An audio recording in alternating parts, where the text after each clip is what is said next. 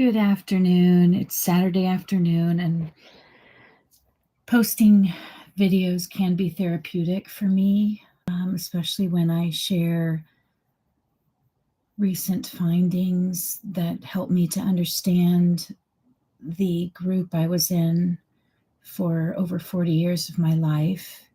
And that was probably the most fundamental aspect of my identity. Finding articles that confirm my experience is helpful, and then sharing them is additionally helpful. I also wondered if I should, share from books I have, that I sat down to read today. Many of them I have started, and, just wondered if anything resonates today. This one probably resonated the most. But I felt like maybe it would be best just to give a completely spontaneous, non-scripted update to anyone who cares about my situation or has been following my YouTube channel. I'm just thinking about one of my junior high students, my middle school students, telling me about a week ago, Mrs. Wise, I found your YouTube channel. I'm following you.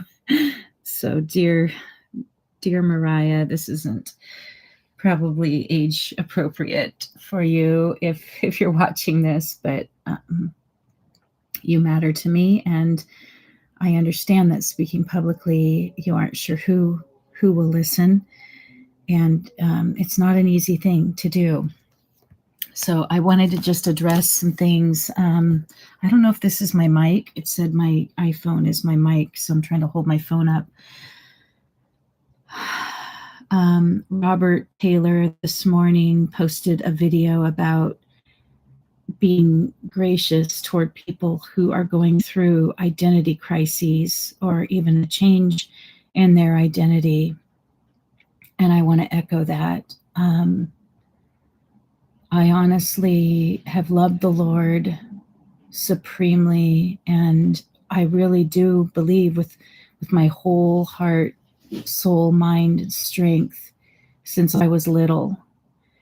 And my way of, and my community in which I loved the Lord was a place, it was a community called the church since I was about 5 years old, and my parents found believers who met as the church in Seattle.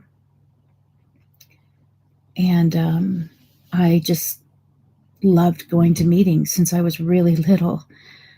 And yeah, sometimes I would just be trading stickers in the meeting with my friends, and, loved our scratch and sniff and our puffy stickers and all that. But I also remember giving my first testimony. I was in 4th grade by then, and I think my dad had just finished his year of excommunication. He might have even still been excommunicated when I gave my first testimony. But I gave my testimony about a book I read called Tanya and the Border Guard, and about how Bibles were being prevented from being smuggled into China. And I stood up as this 9-year-old in the church in Seattle meeting and said, I read a book called Tanya and the Border Guard, and I just thought to myself that if the Bible wasn't real, then why would it not be allowed in China? And I sat down or something and got a bunch of amens. Hi, brother.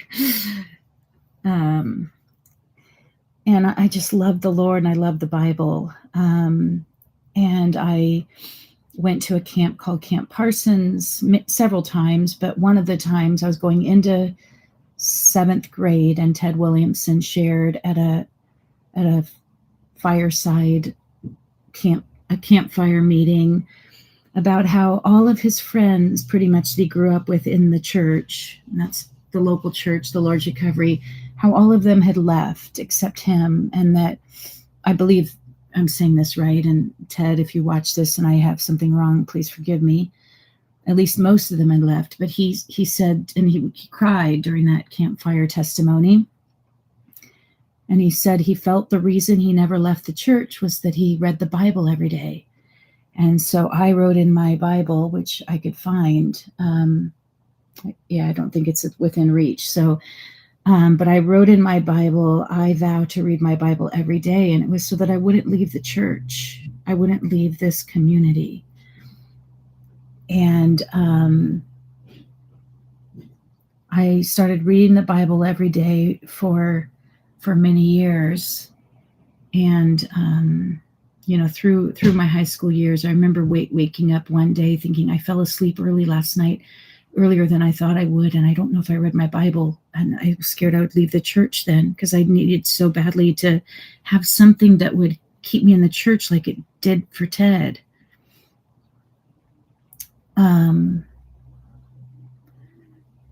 So I went through, that was in the 80s. I graduated from high school in Anaheim, that being when I was in high school, and woke up and thought, oh no, did I forget reading the Bible? Is that going to mean that I'll leave the church?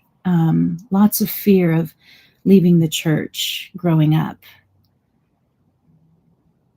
Even though I loved God so much, and I loved the Bible, and I loved Christians, and I loved people, and I just, anyway.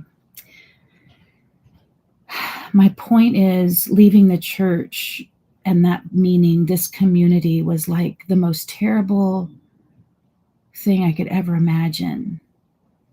And now I saw an alert this week, and maybe it was in my email, but it said Reddit, Ruth Wise versus Living Stream Ministry, Bible verse commentary. It's a Reddit thing.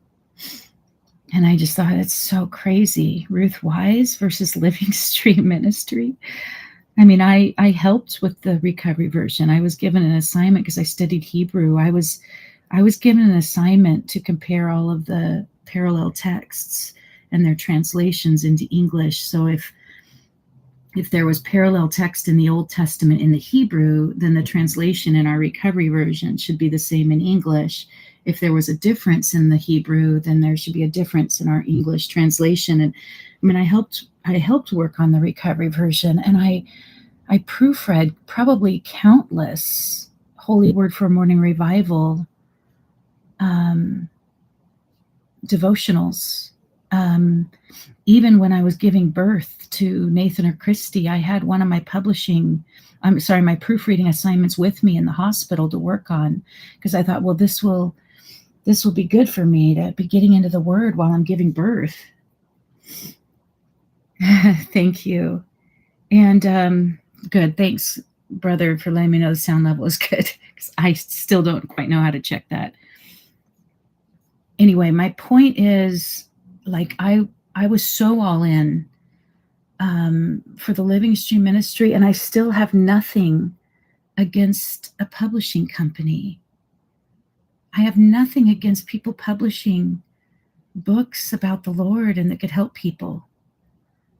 And so then related to, so I'm still on this thing of a change in identity. This was my identity.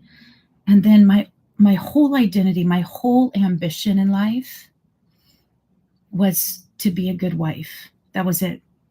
It wasn't even to have kids. It was to be a good wife and to support my future husband, and then eventually my husband, to serve the Lord. And we had a song, As for Me and My House. Donnie wrote it. As for me and my house, we will serve the Lord. We'll serve the Lord all the days of our life. As for me and my house, we will serve the Lord all the days of our lives. As for Daddy and Mommy, we'll serve the Lord.